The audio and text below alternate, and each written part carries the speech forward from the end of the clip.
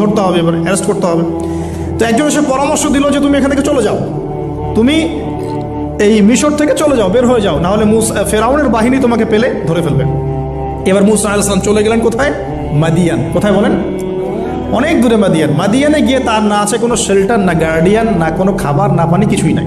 ঠিক নবী সাল্লাল্লাহু আলাইহি ওয়াসাল্লামের সাহাবীরা হিজরত করেছেন আবিসিনিয়ায়, নবীজি হিজরত করেছেন একবার তায়েফে, ওখানে মার খেয়ে চলে আসতে হয়েছে না, মনে আছে?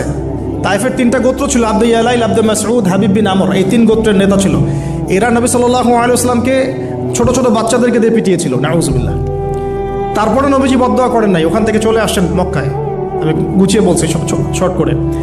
তো এভাবে মুসা আলাইহিস সালামকেও হিজরত করতে হয়েছে। দেখেন, আবার নবীজিকে হিজরত করতে হচ্ছে মদিনায়। তার মানে হিজরা বিষয়টা ইসলামের সাথে সম্পৃক্ত।